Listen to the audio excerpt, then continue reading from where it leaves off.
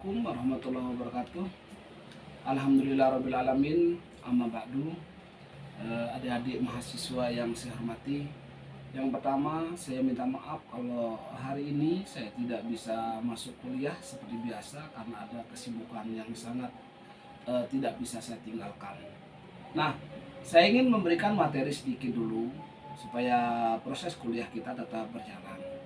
Yang pertama, saya minta tolong kepada Korti absenkan saya teman-temannya yang masuk, dan setelah itu nanti absennya itu difotoin ya, langsung difotoin saya nama-nama teman-teman yang masuk dan japri ke nomor WA saya.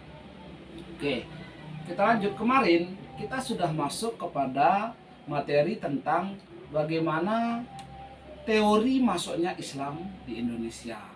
Nah, kemudian pada minggu yang kemarin kita sudah masuk juga kepada bagaimana cara penyebaran Islam di Indonesia. Nah, pada minggu kemarin saya sudah singgung sedikit itu tentang cara penyebaran Islam di Indonesia. Itu ada 5 cara penyebaran Islam di Indonesia.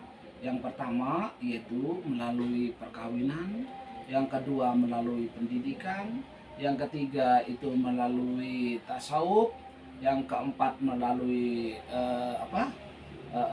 seni, ya, apalagi satu tuh. Nah, hari ini kemarin kalau nggak salah di beberapa kelas saya sudah memberikan penjelasan tentang bagaimana Islam itu masuk ke Indonesia melalui pendidikan. Nah, saya underline dulu kata pendidikan di sini berbeda interpretasi kata pendidikan pada kata daripada masuknya Islam di Indonesia. Pendidikan yang dimaksud pada cara penyebaran Islam di Indonesia itu adalah pendidikan yang dalam arti itu halakoh. Pendidikan itu kan transfer of knowledge, itu transfer pengetahuan. Nah, transfer pengetahuan dengan secara halakoh itu tanpa ada kurikulum. Nah, tanpa ada, kalau sekarang itu mah ada namanya SKL, standar kompetensi lulusan. Nah, tanpa ada. Nah, tetapi karena dulu para mubalik, kalau di Indonesia para mubalik itu yang disebut dengan nama yang kita kenal dengan nama Wali Songo. Itu Wali 9. Nah, jadi itu makna pendidikan. Nah, tetapi kalau makna pendidikan saat ini berbeda. Nah, itu kan yang dimana pendidikan baru disebut pendidikan itu adalah di dalam Undang-Undang Nomor 2 tahun 2045. Ya, pendidikan itu adalah ada syarat-syaratnya. Yang pertama, ada sarana pendidikannya, ada prasarananya, ada kurikulumnya. Nah, itu kan ada kurikulumnya. Di dalam kurikulum itu ada yang disebut dengan nama SKL, standar kompetensi lulusan, ada yang disebut dengan nama silabus, ada juga yang disebut dengan nama RPP atau lesson plan. Nah, itu. Oke. Nah, di beberapa kelas saya sudah jelaskan kemarin, itu ada 3 bentuk pendidikan yang diakui di Indonesia. Satu, ada namanya pendidikan formal, kedua ada namanya pendidikan non formal, yang ketiga ada namanya pendidikan informal. Formal, non formal, informal. Nah, bagaimana maksudnya Islam disebarkan masuk ke Indonesia melalui pendidikan? Karena ini memiliki pengaruh besar terhadap penyebaran Islam yang dilakukan oleh para mubalik. Nah, kenapa memiliki pengaruh besar?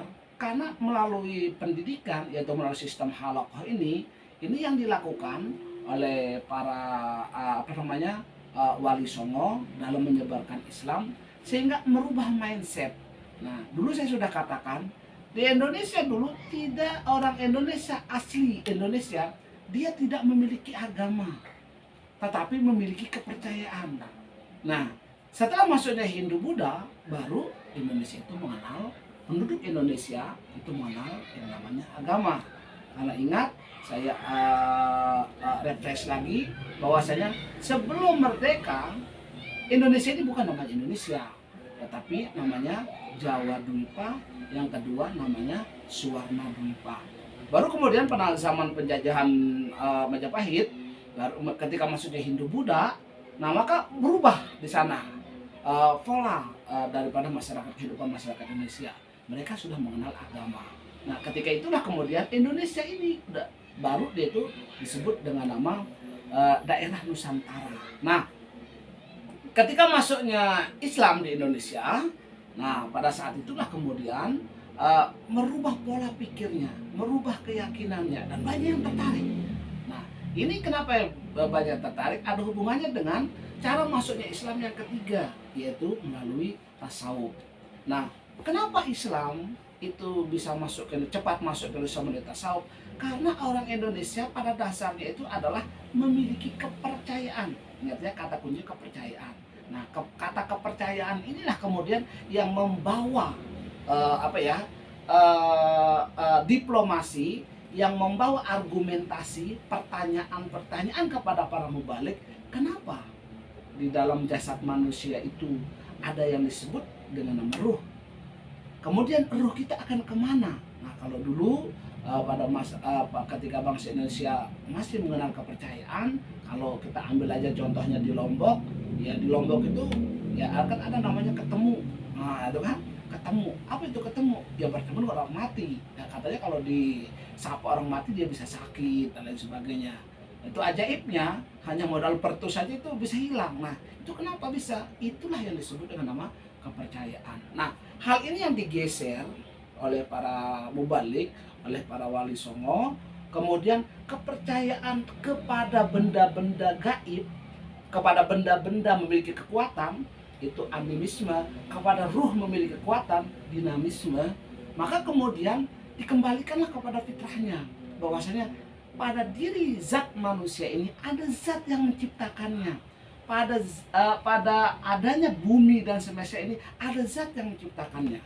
Siapa zat itu? Yaitu Allah Subhanahu wa Ta'ala. Nah, ini yang pertama, penyebaran Islam melalui pendidikan.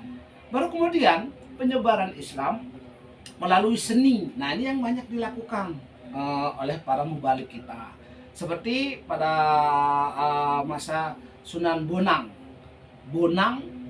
Sunan Bonang itu artinya gending. Nah, Sunan Bonang kenapa? Dia menyebarkan Islam melalui gendingnya. Nah, kalau Sunan Kalijaga itu terkenal kalau menyebarkan Islam itu melalui wayang kulitnya. Nah, ini. Nah, itu secara singkat materi yang bisa saya sampaikan. Nah, sebelum saya akhiri, saya minta kepada kalian mengeluarkan buku dan kertas. Nah, silakan dikeluarkan buku dan kertasnya. Kemudian silakan dijawab pertanyaan saya ini. Kemudian nanti jawabannya kalian kumpulkan di kortinya. Yang pertama adalah, siapakah nama mubalik atau penyebar agama Islam di Indonesia yang menyebarkan Islam melalui pendidikan? Sebutkan tahunnya dan di mana. Dan yang kedua, siapakah nama mubalik, tahun berapa dan di mana yang menyebarkan Islam di Indonesia melalui metode perkawinan? Nah, silakan langsung dijawab, kemudian langsung dikumpulkan jawabannya di kortinya, dan saya akan terima nanti dari kortinya. Terima kasih, selamat bekerja, sukses untuk anak-anakku semua. Assalamualaikum warahmatullahi wabarakatuh.